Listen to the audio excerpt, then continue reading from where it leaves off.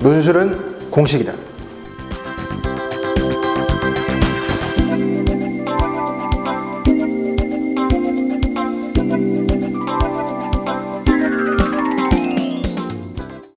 네, 반갑습니다. 탐논술 논술 강사 배유신입니다. 이번 시간에는 그 성균관대 문제 유형을 한번 분석을 해보고, 그러니까 정말 중요한 게 뭐냐면 성대 문제 유형의 분석에서 끝나는 게 아니라 정말 성균관대를 합격하실 수 있는 꿀팁을 알려드리도록 하겠습니다. 아마 이제 이 동영상 보시고 나서 여러분들 정말 도움이 되셨다면 저희 탐논술 구독과 좋아요 한번 눌러주시고, 늘 말씀드리지만은 블로그 방문하셔서 자료 다운받으시면 됩니다. 우선 뭐 여러분들 성균관대 논술에 대해서 이제 어떻게 생각하십니까? 과거의 성균관대는 문제를 모두 이제 4문제를 출제를 했어요. 뭐 여러분들 잘 아시다시피 가장 대표적인 문제 유형이 1번 유형, 그죠? 제시문 6개를 주고, 다수의 제시문을 주고 어떤 기준에 따라서 이제 양분하는, 분류하는 형태의 문제를 이제 늘 출제하는 게 성균관대의 기본 시그니처 중에 하나죠. 이 유형은 뭐 비단 성대에서만 출제하는 건 아니고요. 경희대 사회계열이라든가 그 다음에 최근에 한국외대 같은 경우에도 1번 문항을 이렇게 분류 형태로 출제를 하고 있습니다. 자, 그런데 과거의 성균관대는 이제 문제를 모두 4문제를 냈어요. 그래서 이제 1번에서 이런 어떤 그 분류 문제를 냈었고, 그 당시 이제 1번의 그 배점은 좀 지금보다는 낮았었죠. 그러니까 20점에서 25점 정도의 어떤 배점이 주어졌었고, 사실 더 중요한 건 뭐냐면 자료를 이제 2번 해석을 해야 됩니다. 그러니까 2번과 3번에서 각각 자료를 해석하고, 마지막으로 4번에서 어떤 그 현상이라든가 어떤 특수한 어떤 사안에 대해서 자기 견해를 얘기하는 게 성대의 어떤 예전 유형입니다. 근데 최근에는 아시다시피 성대가 3문제 유형으로 거듭나게 됐죠. 자, 그러다 보니까 이제 1번의 비중이 좀 더 높아졌습니다. 아무래도 배점이 30점 또는 경우에 따라서는 35점까지도 주어지는 형태로 가고 있고, 많은 학생들이 이 1번 문제를 푸는 거에 대해서 좀 너무 나이브하게 생각을 하는 경향이 있어요. 그러니까 무슨 얘기냐면, 자, 제가 장담 드리는데 성균관대를 논술로 합격하는 학생은 크게 2부류입니다. 크게 2부류예요. 첫 번째 부류는 뭐냐면 내신도 좋은 학생들입니다. 이를테면 내신이 1점대 후반인 학생들. 그러니까 여러분들이 이제 이 동영상 보시는 분들 입장에서 아니 내신이 1점 후반인데 논술을 왜 쓰지 이렇게 생각하실지 모르겠지만은 그 친구들도 그 친구 나름의 어떤 그 고충이 있어요. 그죠?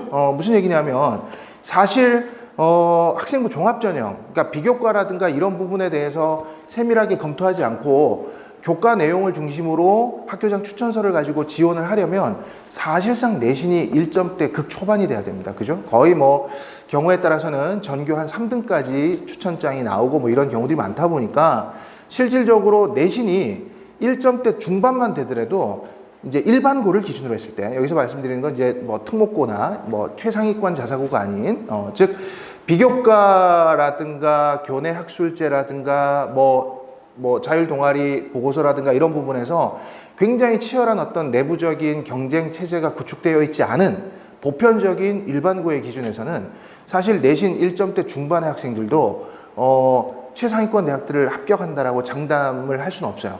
그러다 보니까 그 친구들 입장에서는 보험의 차원에서 논술을 걸어놓게 되는데, 보통 이제 그랬을 때 우리가 생각을 해보면 서성한 중에서 한양대는 뭐 최저가 없잖아요. 그러니까 이제 최상위권 학생들 입장에서는 딱히 유리하지도 않고, 또 이제 비교과가 30% 정도 반영이 되니까 그럼 이제 남는 게 서강대하고 성균관대가 남는데, 서강대는 뭐 아시다시피 난이도가 장난이 아니죠. 자, 그러다 보니까 비교적 학생들의 입장에서 봤을 때 진입장벽이 그렇게 높지 않다라고 생각하는 게 아마 성균관대 유형인 것 같습니다. 그러다 보니까 다소 좀 나이브하게 성대 문제 뭐 그냥 해설지에서 얘기하는 대로 나누고, 그 다음에 2번에서 자료 해석하고 3번에서 적절하게 자기 견해 쓰면 되지 않는가 이렇게 생각을 하시는데, 그래서 실제로 내신이 우수한 학생들이 많이 합격을 합니다.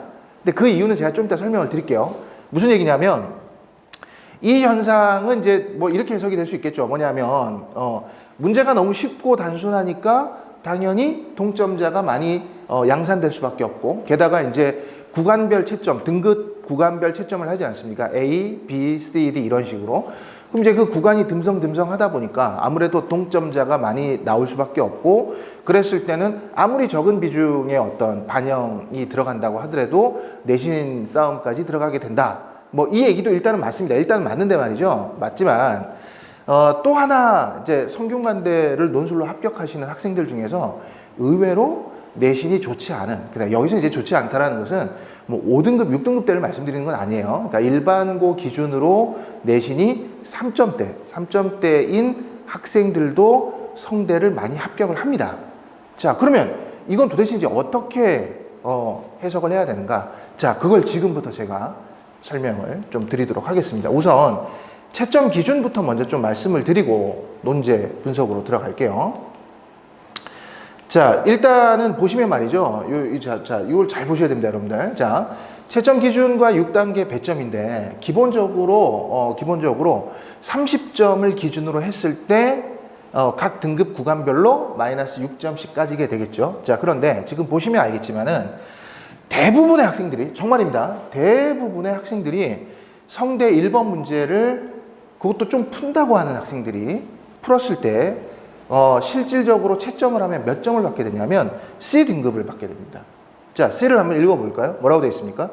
제시문의 분류를 올바르게 하고, 자, 분류는 올바르게 했어요. 자, 우선 분류 문제에서 편을 잘못 나눈다. 이거는 뭐 그냥 끝이죠. 내년 다음 기회에 다시 만나는 거 말고는 길이 없습니다. 자, 그래서 당연히 분류는 올바르게 하고 분류의 명칭도 제대로 부여를 한 거예요. 자, 그런데 지금 보니까 각 입장의 핵심 논지에 대한 요약이 제대로 이루어지지 못한 답안. 이러면 되게 하자가 있는 답안 같지 않습니까? 그게 아니고요. 요약 자체가 대학이 생각하는, 특히나 이제 성균관대 같은 경우는 굉장히 논증적으로 요약해 주길 바랍니다. 그러니까 여기서 논증이란 건 뭐냐면 그러니까 성대 제시문은 길지가 않잖아요. 각 제시문들이 짤막짤막한데 그 짤막짤막한 제시문을 거의 한 2문장 정도로, 자, 제시문 1은 자, 뭐뭐에 대해서 뭐뭐라고 얘기하고 있다. 뭐뭐 하기 때문이다. 이런 식으로 이해가 되시죠? 그러니까 어떤 주지와 그 다음에 이유 근거로 이제 세팅되는 그런 형태의 이제 문장을 원하고 있는데 거기에 다소 미치지 못하는 경우를 뜻합니다. 자, 그리고 그러다 보니까 실질적으로 대다수의 학생들이 C를 받게 되거든요. 그러니까 벌써 이제 출발할 때 이 친구는 12점이 까진 상태에서 출발을 합니다. 그러면 아까 제가 이제 초입부에 말씀드렸던 의문이 해결이 되죠. 무슨 얘기냐면 대다수의 학생들이 이런 C를 받으면서 출발을 하기 때문에 요 C를 받는 학생들이 굉장히 많을 겁니다. 이들 중에서는 상대적으로 누가 우수한, 내신이 우수한 학생이 조금 더 유리하다. 이렇게 봐야 되겠죠. 자, 그러면 그와 이제 반대로 아까 제가 말씀드린 3점대의 학생들이 성대 논술을 자력으로 합격하는 이유는 바로 뭐냐면 그 친구들은 C가 아니라 뭘 받기 때문에, 그렇죠. A뿔을 받기 때문에 그러한 이제 자력으로 합격이 가능한 건데 말이죠. 자, 그러면 A를 받으려면 어떻게 해야 되는지 한번 봅시다. 제시문을 올바르게 분류하고, 당연하죠. 분류하고 그 핵심 논지를 제시문 간의 미묘한 관점 차이까지 두루 고려하여 잘 기술한 답안입니다. 잘 들으세요.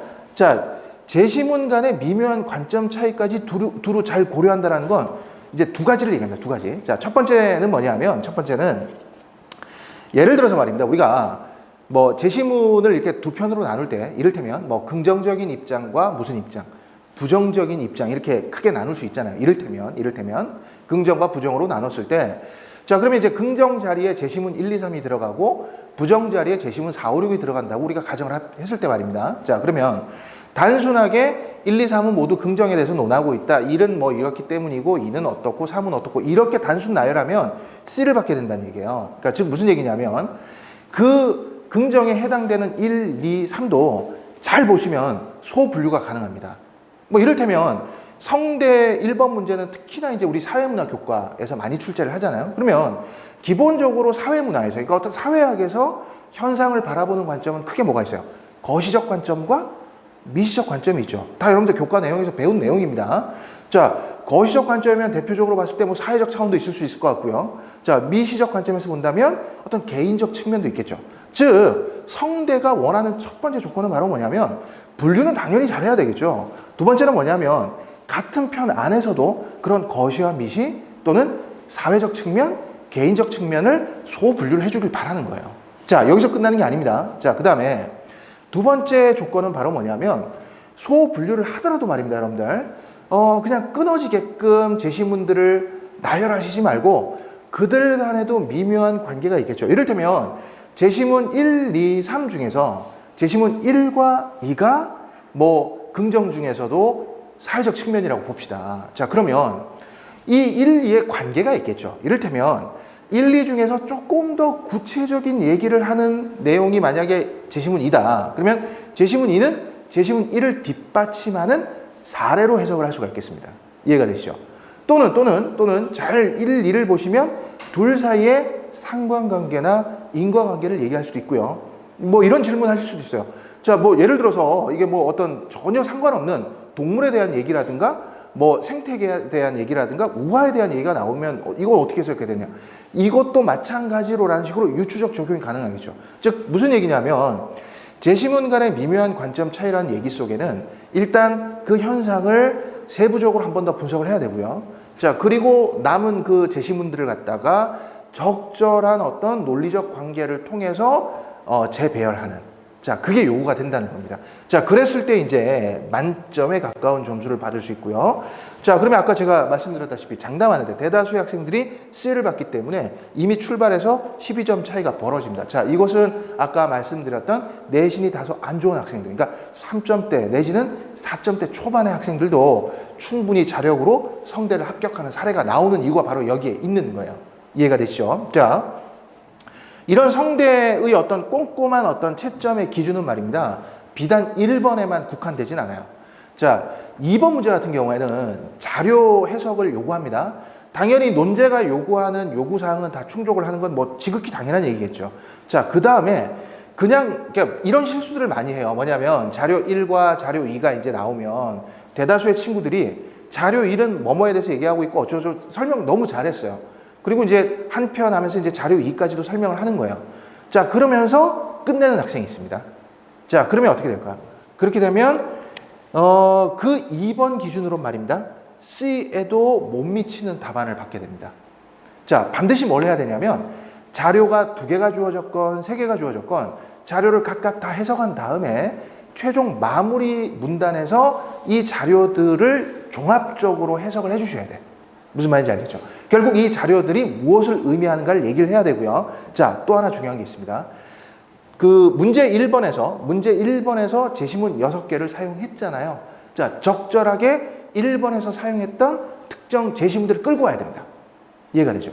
즉, 2번 문제를 풀 때 2번에 나와 있는 자료만 분석하면 안 되고요. 자, 당연히 그 자료를 분석해서 이것이 뭘 의미한다라는 여러분들의 어떤 주장이 나올 거 아닙니까? 자, 거기에 대한 근거 또는 논증 자료로서 1번의 제시문 6개 중에 특징적인 제시문 한두 개는 꼭 가지고 오셔야 된다는 겁니다. 이해가 되시죠? 3번도 마찬가지예요. 3번 같은 경우에는 자기견해를 쓰는 어떤 유형인데 여러분들 그거 아시죠? 자기견해라고 하는 건 말입니다. 타자와의 상호작용입니다. 그러니까 무슨 얘기냐면 무인도에서 혼자 외치는 거 아니잖아요. 그죠? 당연히 어떤 주장이라고 하는 게 있으면 당연히 그 주장에 예상되는 뭐가 있습니까? 예상 반론도 있겠죠. 당연히 물론이라고 하면서 자기 주장에 대한 예상 반론도 가지고 와야 되고요. 자, 가지고 오는 과정에서 역시나 마찬가지입니다. 1번에서 이 주장들을 뒷받침할 수 있는 제시문들을 조금씩 차용을 해주셔야 돼. 이해가 되죠? 그리고 그 예상 반론을 다시 뭐 해야 됩니까? 격파하는 형태로 가야 됩니다. 자, 그래서 이렇게 제가 시작부터 도입부터 이렇게 말씀을 드리면 이거 그럼 성균관대 이거 뭐 쓰라는 거냐 말라는 거냐 이렇게 생각하실지 모르겠는데 우선 제가 이제 정리를 해드릴게요. 자, 일단 성대 문제는 성균관대 논술 문제는 객관적인 입장에서 봤을 때 절대 난이도가 높지는 않습니다. 왜냐하면 큰 변수는 없어요. 우리 외에 서강대 문제라든가 한양대 문제, 특히나 건대 문제 같은 경우만 하더라도 그러니까 논제가 요구하는 논제의 표면적 요구사항 이상을 여러분들이 답안에서 구현을 해야 됩니다. 자, 그런 변수가 존재를 하죠. 연세대는 말할 것도 없습니다. 더 잘 쓰기 싸움입니다. 자, 그에 반해서 성균관대는 제가 이제 왜 어렵지 않다라고 말씀드리냐면 첫째는 사회문화의 교과에서 웬만하면 출제를 합니다. 그렇기 때문에 기본적으로 사문이라든가 그 다음에 생활과 윤리 정도를 공부를 한 학생이라면 크게 어렵지 않게 제시문이 뭘 얘기하는지를 읽어낼 수가 있어요. 그 다음 두 번째는 뭐냐면 문제의 유형이 정형화되어 있고 패턴화되어 있습니다. 약간씩의 어떤 바리에이션의 차이가 있을 수는 있겠지만은 기본적으로 경우의 수들 안에서 다 출제가 되고 있어요. 그러니까 충분히 여러분들이 준비를 하면 대비를 할 수가 있습니다. 자, 그 다음 세 번째는 뭐냐면 성대가 지금 어떤 답안을 A를 주겠다라는 걸 분명히 지금 밝히고 있죠. 따라서 거기에 따라서 준비를 하면 되는 거예요. 이해가 되시죠? 자, 그렇기 때문에 성균관대는 적극 추천드리는 대학 중에 하나입니다. 자, 그러면은 논제로 가서 1번을 한번 같이 얘기를 해보도록 하겠습니다.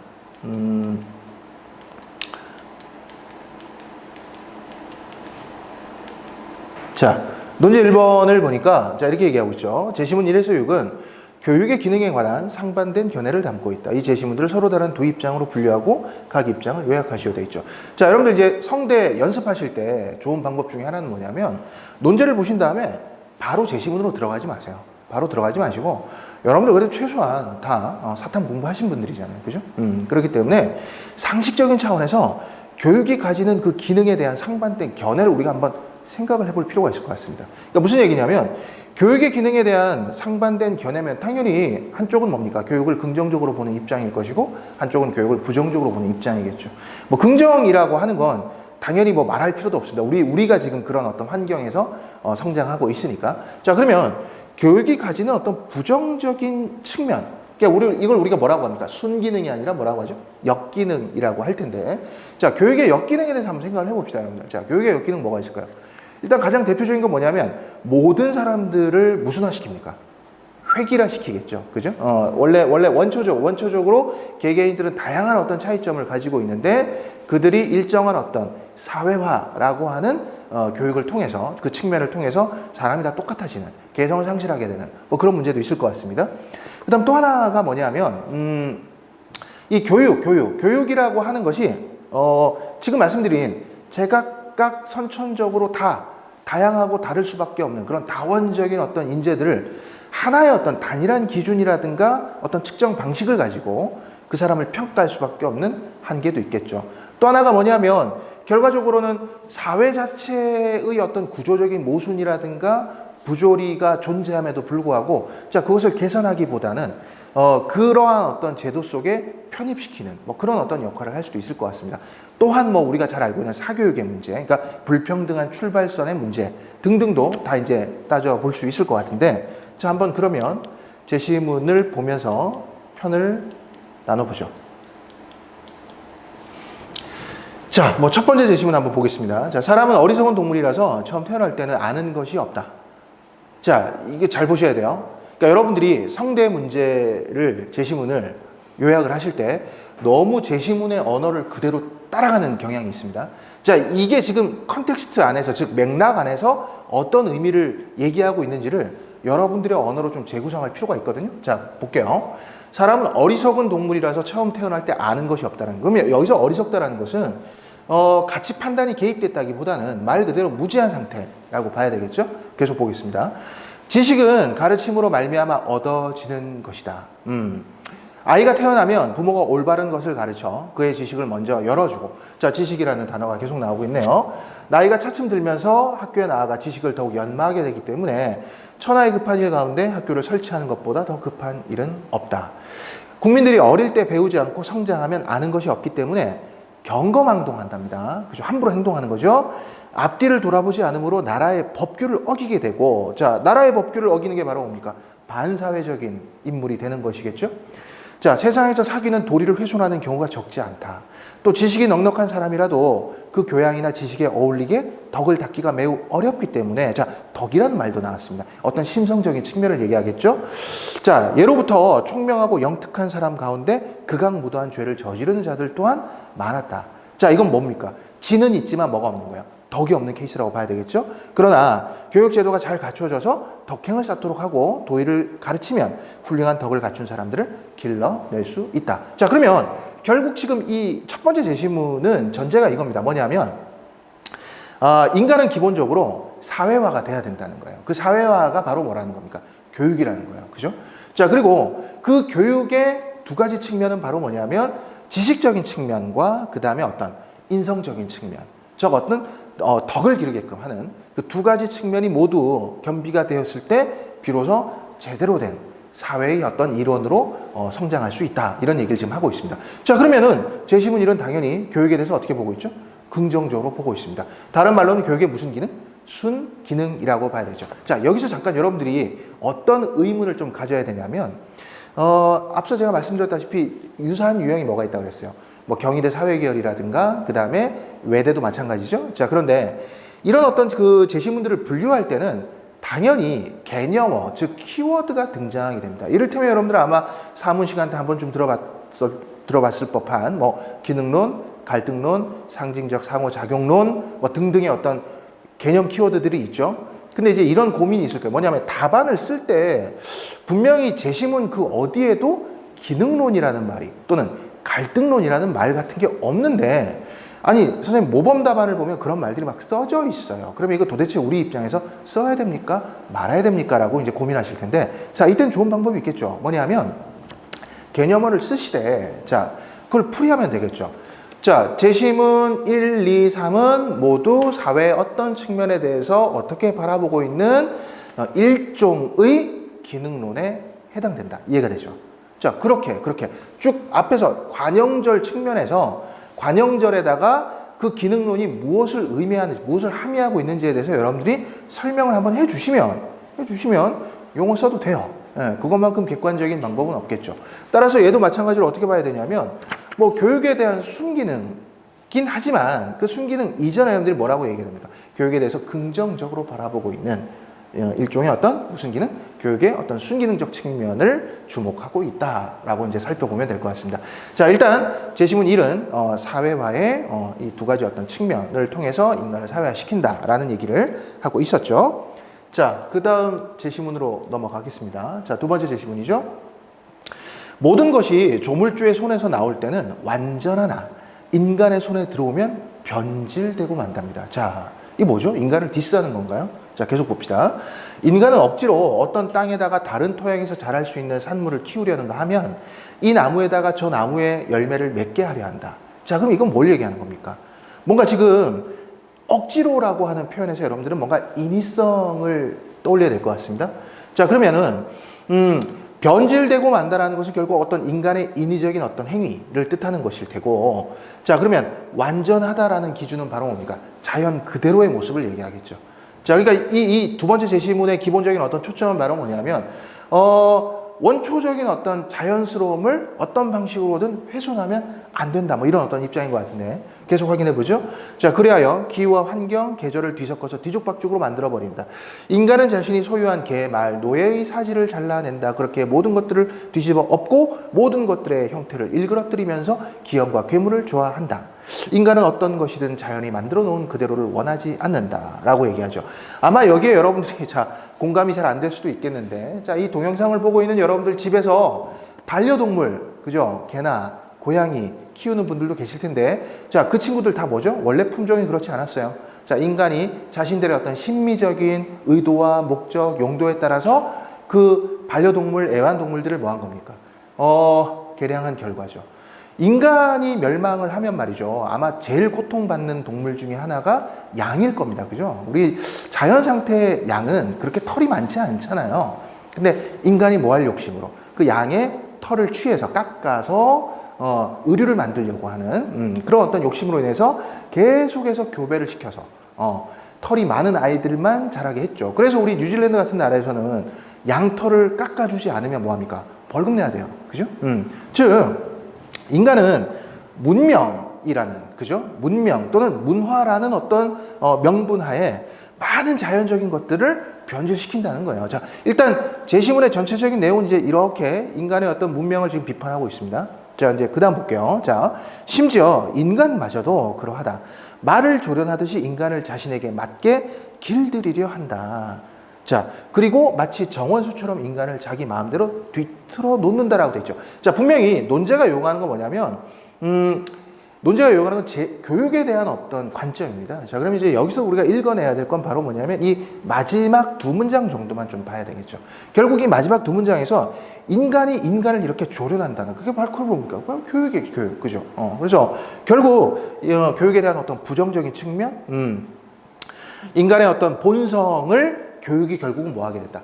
훼손하게 된다. 공부를 좀 하신 분이라면 이쯤에서 아마 루소의 에밀 같은 거 떠올려보면 좋을 것 같아요. 루소가 그렇게 자연으로 돌아가라.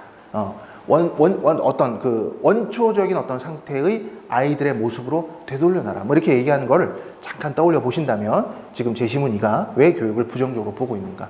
인간의 본성을 왜 악하게 만들고 인간의 본성을 획일화시키는가에 대한 얘기 이해하실 수 있을 것 같습니다. 자, 그러면 제시문 1과 2는 각각 어떻게 됩니까? 1은 긍정, 2는 부정이었죠.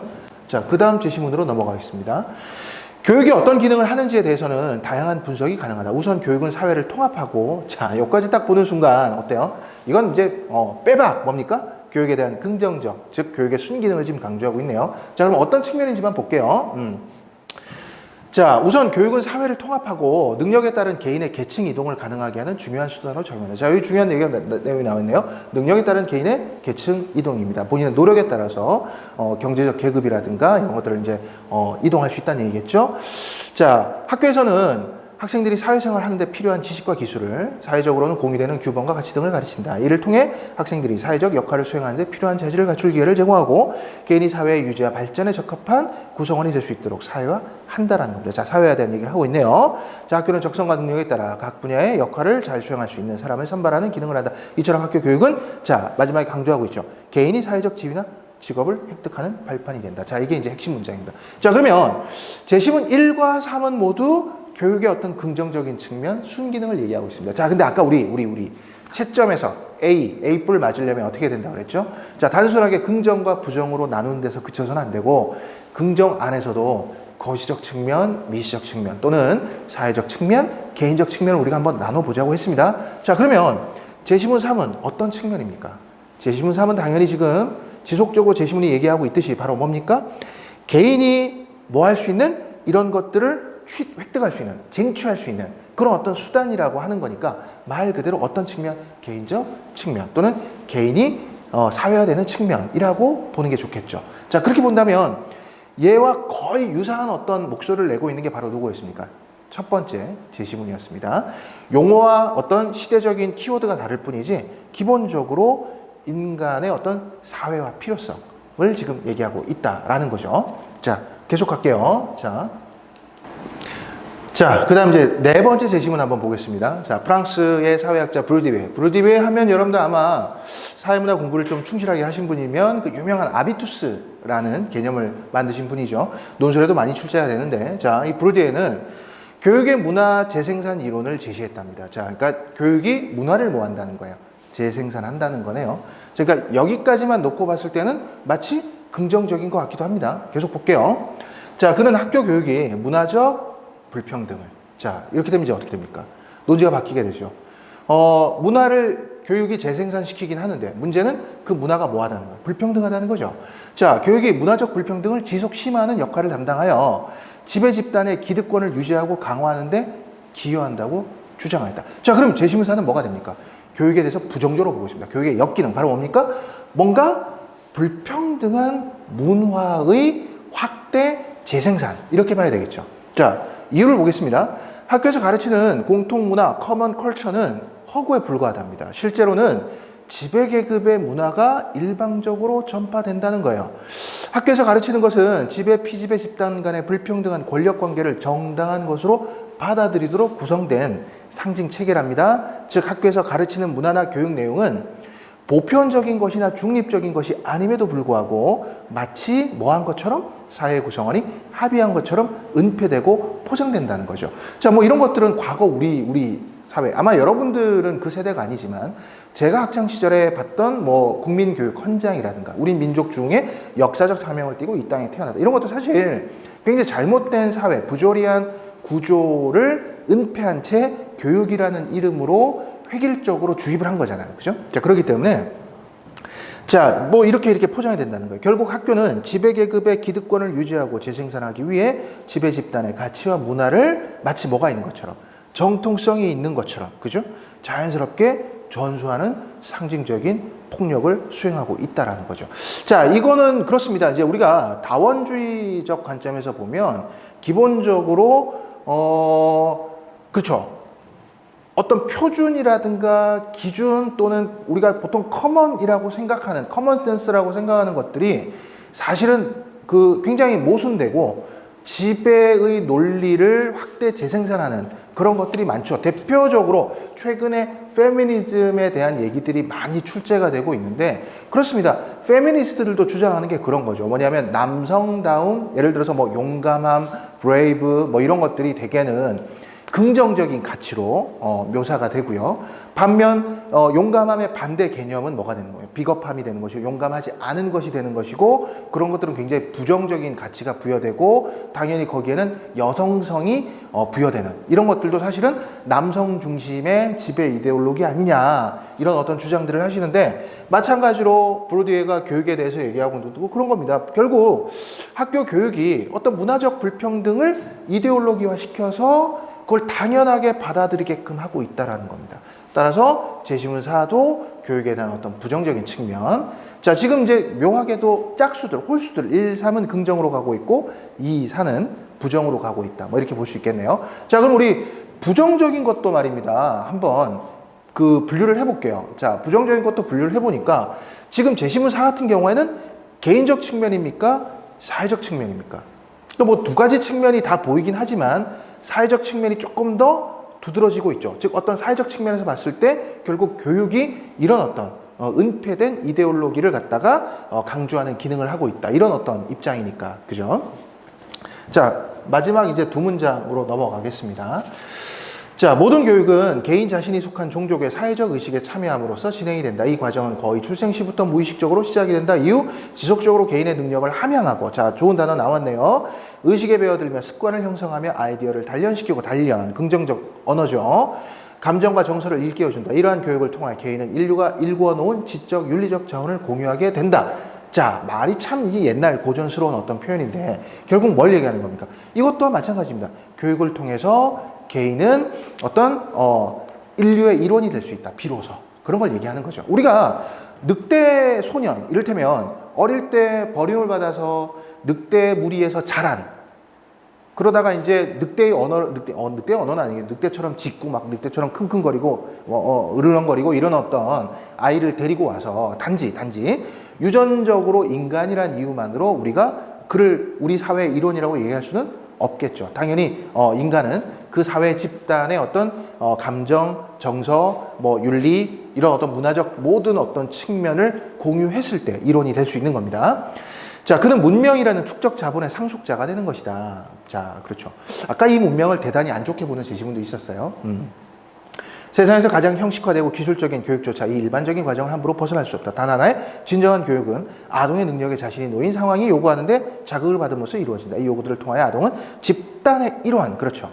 자, 집단의 일원으로서 행동하도록 행동과 감정에 나타나는 본래 편협함을 벗어나 자신이 속한 집단의 복리란 관점에서 자신을 인식하도록 자극을 받는다라고 되어 있으니까 결국 이것도 뭘 얘기하고 있는 거예요? 교육으로 인해서 인간은 그 사회의 그 집단의 일원이 될 수 있다라는 얘기를 하고 있습니다. 자, 그러면은 3대 3으로 쪼갠다고 했을 때 벌써 긍정적 측면의 경우의 수는 다 나온 것 같습니다. 1, 3, 5가 긍정이었죠. 그 중에서도 자, 제시문 1과 3이 어떤 그 개인적 측면 또는 개인의 어떤 사회화 측면을 얘기한다면 제시문 5는 그 개인과 사회가 상호작용하는 것이지만 그보다도 사회 쪽에 조금 더 비중을 두고 있다라는 걸 엿볼 수가 있네요. 자, 그 다음 마지막 제시문으로 가겠습니다. 정부는 상속법과 같은 공식적이고 직접적인 제도적인 기제를 통해서 부나 권력, 지위의 상속을 통제하고자 한다. 자, 그렇죠. 이 자본주의 사회는 기본적으로 사유 재산이, 사유 가치가 어떻게 됩니까? 완벽하게 본인이 소유할 수 있고 당연히 자식 세대에게 세습이 됩니다. 근데 이게 세습이 되는 게 뭐 나쁜 건 아니죠. 그런데 문제는 이 세습이 지속이 되면 결과적으로는 출발선부터가 굉장히 불평등한 그런 어떤 사회가 될 겁니다. 따라서 어떤 식으로든 정부는 거기에 대해서 이제 어느 정도 규제를 해야 되는데, 통제를 해야 되는데, 자, 그럴수록 자본의 소유자들은 은폐된 재생산 전략을 통해서 상속을 가능케 하려고 애쓴다는 거예요. 자, 말이 좀 어렵죠? 봅시다. 그 결과 자본은 문화자본이라는 형태를 띠고 은밀하게 유통이 된답니다. 결국 문화자본이 사회 불평등 구조의 재생산에 있어서 점점 더 결정적인 요인으로 작용하게 된다. 자, 무슨 소리냐면 말이죠, 여러분들. 여러분이 굉장히 부자예요. 그래서 이제 여러분들의 자녀에게 재산을 물려주려고 합니다. 그럼 당연히 뭘 내야 됩니까? 상속세를 내야 되겠죠? 자, 증여하거나 우리는 상속을 받을 때 당연히 거기에 대해서 적법한 절차에 세금을 내야 됩니다. 자, 그런데 이를테면 문화적인, 그러니까 어떤 교육적인 그러니까 쉽게 얘기해서 조금 더 유복하고 조금 더 경제적인 계급이 높은 가정일수록 당연히 양질의 교육을 자식들에게 제공할 수 있고, 즉 아버지가 의사면 당연히 자식도 뭐가 될, 의대를 가게 될 가능성이 굉장히 높겠죠. 개천에서 용나는 것보다는 그죠? 자, 그렇기 때문에 그런 식의 일종의 어떤 문화자본을 상속하고 유통하는 거는 방지할 방법이 없다라는 겁니다. 그죠? 좀 더 나은 환경에서 성장을 하기 때문에 좀 더 양질의 교육을 받게 되고, 따라서 좀 더 사회에서 높은 어떤 계급적 성취를 이룰 수 있다라는 거. 아까 우리 교육을 긍정적으로 보는 제시문 중에서 세 번째 제시문을 통렬하게 비판하고 있는 제시문이라고 볼 수가 있겠네요. 그렇죠. 아까 세 번째 제시문이 뭐라고 그랬습니까? 교육을 통해서 개인은 뭐 할 수 있다? 적법한 어떤 지위를 획득하게 되고, 즉 어떤 자아 성취도 가능하고, 그 다음에 계층적인 이동도 가능하다라고 이제 제시문 3이 교육의 순기능을 얘기했다면, 제시문 6은 뭐라고 합니까? 그럼 그것이 과연 공정하냐, 공정하게 이루어지고 있느냐? 그 또한 불평등한 어떤 과정을 통해서 이루어지고 있다라는 얘기를 지금 하고 있습니다. 자, 그래서 후반부를 좀 보죠. 그럼에도 불구하고 교육제도가 개인의 선천적 능력만을 인정하는 것처럼 보이기 때문에, 그렇죠. 그렇지 않죠, 사실은. 교육을 통한 문화자본의 상속은 종종 은폐되고 통제를 받지 않게 된다. 문화자본이 교육제도에 의해 학위나 자격증으로 변환되었을 때 노동시장에서 최고의 효용을 지니게 된다. 그렇죠. 로스쿨 가려면 집에 돈이 많아야 됩니다. 그죠? 자, 이러한 어떤 문화자본의 상속은 경제자본보다 더 숨겨져 있기 때문에 어떻게 보면 더 뭐하다? 위험하고 더 문제가 많은, 더 어떤 부조리한 상속 과정이라고 비판하고 있는 제시문입니다. 자, 그러면 이 제시문 6 같은 경우에도 결국 뭡니까? 어떤 사회적 측면에서 교육의 역기능을 바라보고 있네요. 자, 그러면 편을 한번 나눠 보겠습니다. 자, 일단 성균관대 1번 분류 유형을 위한 합격 공식이라고 이제 표를 만들어 봤는데, 당연히 이제 첫 번째 문장에서 여러분들 당연히 뭐 해야 됩니까? 기본적으로 제시문들을 상반되는 두 입장으로 분류하고, 아까 제가 말씀드렸죠? 한두 문장인데, 자, 여기서 한 문장이라는 게 굉장히 긴 문장을 뜻합니다. 따라서 가장 이제 합당한 방법은 두 문장으로 논증적으로 요약을 하셔야 됩니다. 꼭 명심하셔야 돼요. 잘 분류해 놓고 나서 요약 제대로 못하면 아까 말했죠. C 또는 C보다 낮은 점수를 받게 됩니다. 자, 주장과 근거로 가야 됩니다. 자, 제시문들은 크게 어떤 기준으로 A와 B로 분류될 수 있다. 자, 그래서 자, 그 다음 어떻게 가야 됩니까? 우선 제시문 누구는 어디에 속하는 또는 어디에 해당하는 또 누구를 지지하는 글로서 자, 뭐뭐라고 보는 입장이다. 자, 이 자리에 들어가야 될 게 아까 말씀드렸던 개념어 또는 키워드입니다. 즉, 제시문 1, 3, 5는 교육을 모두 어떻게 긍정적으로 보는 입장에 속하는 글로서 일종의 교육의 무슨 기능? 순기능을 강조하고 있는 입장이다. 이렇게 가야 되겠죠. 이해가 되시죠? 자, 그 다음부터는 똑같습니다. 제시문들을. 자, 제시문 1은 뭐뭐 하는 제시문 1은 뭐뭐라고 본다. 자, 뭐뭐 하기 때문이다. 이런 어떤 논증의 과정을 통해서 요약을 하셔야 돼요. 꼭 명심하시기 바랍니다. 이 하나 차이가 결국은 12점을 결정할 거예요. 이게 그래서 여러분들이, 자, 여기서 저희 학원 광고 한번 잠깐만 하고 갈게요. 여러분들이 그래서 혼자 독학을 했을 때 어떤 문제점이 생기냐면, 또는 소규모의 학생들이 모여서 그룹으로 공부를 하게 되면 어떤 문제가 생기냐면, 그 한 4-5명의 친구들 중에서 확실히 잘 쓰는 학생이 있고 그러지 못하는 학생이 있어요. 그러면 이게 이제 보편적으로 학생들이 이제 모범 답안을 보면서 혼자 연습을 하게 되면 그 답안이 그 뭐라고 해야 될까요? 모범 답안이 요구하는 최소한의 어떤 충족 요건만을 채운, 이를테면 그 정도의 어떤 답안 수준에 머무르는 경우가 있기 때문에 그 이상의 걸 보지 못해요.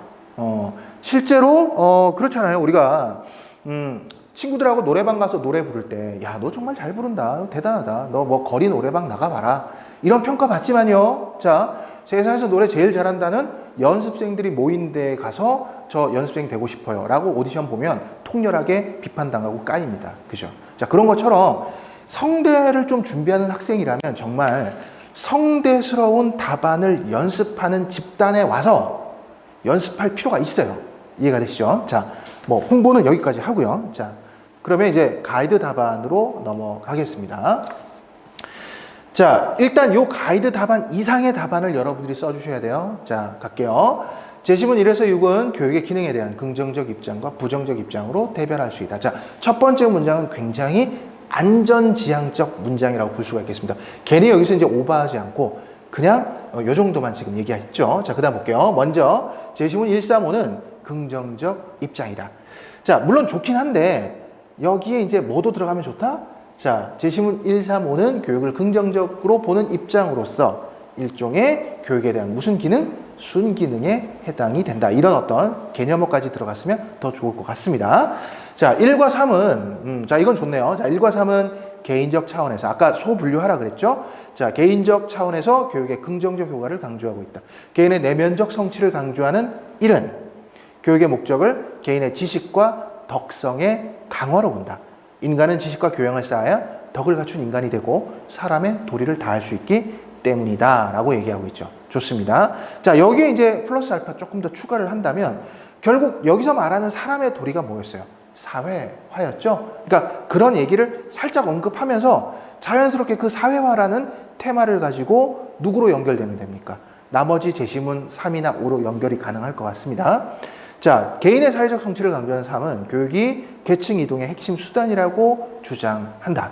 학교 교육의 내용을 효과적으로 내재화시켜 사회화된 사람은 상대적으로 좋은 직업과 지위를 획득할 수 있기 때문이다 되죠. 자, 여기도 매우 좋은 문장인데 여기도 플러스 알파 추가한다면 계층 이동 이전에 이제 어떤 자아의 실현, 자아의 성취라는 말도 잠깐 넣어줬으면 더 좋을 것 같아요.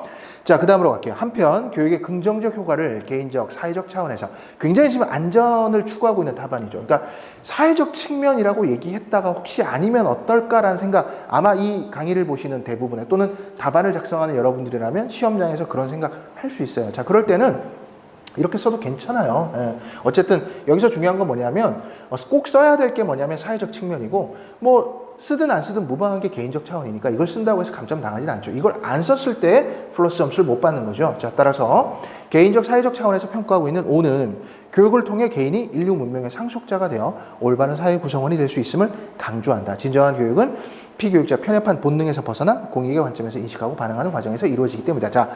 자, 지금 그 제시문 5에 대한 요약은 사실 매우 바람직하지는 않습니다. 이렇게 써도 큰 문제는 없습니다. 하지만 조금은 더 현대적인 언어로 여러분들의 언어로 패러프라이징 하면 더 좋은 점수를 받을 수 있을 거다라는 어떤 평가를 하고 싶네요. 자, 그 다음 이제 비판적인 측면으로 갈게요. 반면에 제시문 246은 부정적 입장이다. 즉 교육의 어떤 역기능을 얘기하고 있는 거죠. 자, 교육의 역기능을 개인적 수준에서 논의하고 있는 이는 교육이 인간 본성을 훼손시킬 수 있음을 비판한다. 자연 상태에서는 완전한 인간이 교육 과정을 거치며 본성을 상실하기 때문이다. 제 개인적인 평가를 하자면 현재 이 가이드 답안에서 제시문 5에 대한 요약은 다소 아쉬웠습니다. 하지만 이 제시문 2에 대한 요약은 상당히 탁월합니다. 왜냐하면 아마 여러분들이 이 답안을 써보셔도 알겠지만은 고전 제시문이 나왔을 때, 고전적인 언어들을 막 활용했을 때 이걸 도대체 어떻게 쉽고 간명하게 현대적 언어로 요약할 것인가에 대해서 많이 어려움을 겪으실 거예요. 그래서 이걸 갖다가 게다가 또 제시문 2는 특징이 뭐였어요? 제시문의 전체 내용 중에서 거의 5분의 4는 뭐였습니까?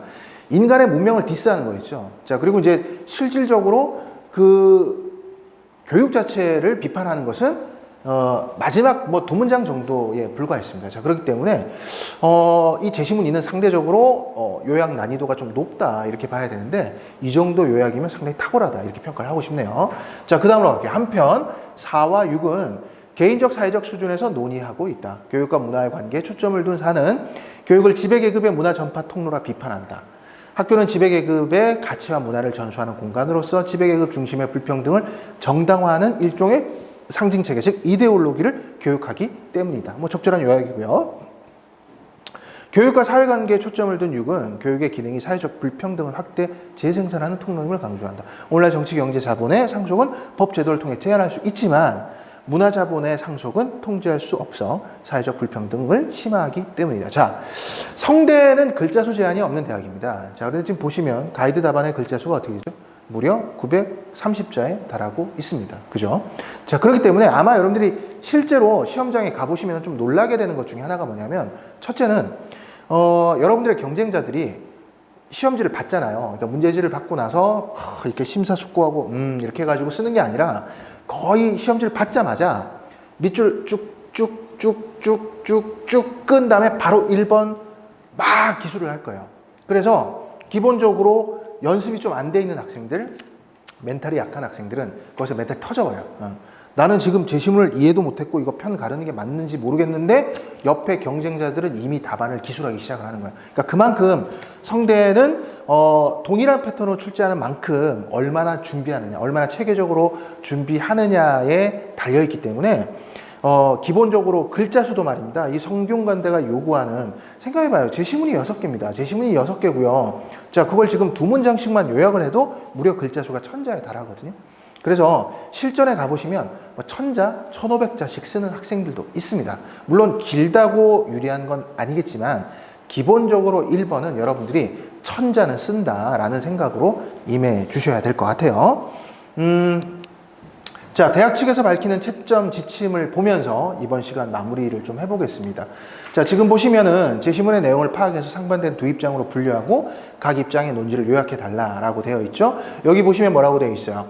제시문의 중심, 주장과 근거를 정확하게 포착하고 이를 어떻게 유기적으로, 그렇죠.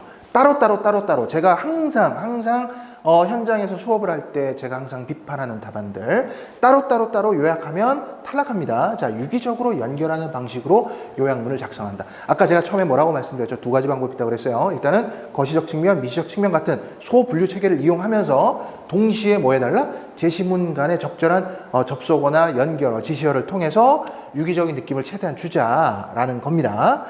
자, 그리고 그 다음 페이지로 좀 넘어가 볼까요?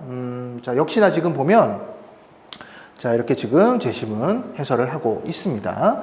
자, 특히 이제 밑줄 끄는 부분을 한번 읽어볼게요. 특히 논지 정리 과정에서 같은 입장으로 분류된 제시문들 사이에 논점 차이까지 고려해서 글을 작성해야지만이 우수한 답안이 될 수 있다라고 지금 얘기하고 있습니다.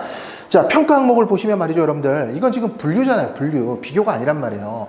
분류인데 무슨 창의성이 있겠어요, 그죠? 근데 분명히 지금 대학 측은 창의성의 15%를 주고 있습니다. 이건 결국 뭐냐면 천편일률적인 답안보다는 이걸 어떻게 여러분들이 소분류 또는 자신의 언어를 가지고 잘 정리를 했는가를 보겠다는 거예요. 자, 2번과 3번도 다음에 제가 이제 기회가 될 때 설명을 좀 드릴 텐데, 우선 좀 마무리 멘트를 통해서 2, 3번을 말씀을 드리자면, 아까 제가 처음에 뭐라고 그랬어요? 2번 자료 해석할 때, 자, 어떻게 가자고요? 자, 첫 번째 당연히 자료 1 해석하시고 자료 2 해석하셔야 됩니다. 이때 정말 여러분 조심해야 될 게 바로 뭐냐면, 대학 측은 말입니다. 자료를 분석하는 데 있어서 추상적 언어를 남발하는 거 정말 극혐해요. 뭐냐면 크다, 많다, 뭐 증가한다 이렇게 얘기하시면 안 돼요. 당연히 수치적인 측면에서 양적인 접근을 해줘야 돼요. 그러니까 근사치라고 하더라도 이게 왜 증가하고 있는지, 왜 크고 있는지에 대해서 수치적인 언급을 해줘야 된다는 겁니다. 이거 꼭 명심하셔야 됩니다. 수치적 언급 꼭 기억하세요. 자, 그 다음 두 번째는 뭐냐면, 제시문 분석을 하실 때 특히 함수 같은 경우에는 여러분들 그냥 뭐 뭉뚱그려서 설명을 하신데 말입니다. 당연히 첫 번째 문장은 이 자료 자체가 무엇을 의미하는지 설명하시고요. 두 번째 문장과 세 번째 문장에서는 X축의 개념과 Y축의 개념이 뭘 의미하는지 설명을 해야 됩니다. 그리고 네 번째 문장에서 소결론을 내야 되겠죠. 따라서 이 표가, 이 자료가 무엇을 의미한다는 거. 그리고 그 다음 문장에서 뭘 얘기해야 됩니까? 이것이 결과적으로는 문제 1이 얘기하는 두 입장 중에서 어떤 측면을 지지하는 근거 또는 어떤 측면에서 해석이 될 수 있다는 얘기를 하신 다음에, 자, 까먹으면 안 되죠? 뭐라고요? 제시문 1, 2, 3, 4, 5, 6 중에서 얘를 뒷받침할 수 있는 제시문을 유추적 측면으로 뭐뭐라고 얘기하는 제시문 3의 주장과 마찬가지로 이 자료의 결과 또한 뭐뭐함을 알 수 있다. 이해가 되시죠? 자, 이거 꼭 갖고 오셔야 됩니다. 자, 이러면 아마 2번에서 여러분들이 크게 감점될 일은 없다라는 생각이 들고요. 3번은 아까 제가 말씀드렸던 논증의 측면으로 정리를 해주시기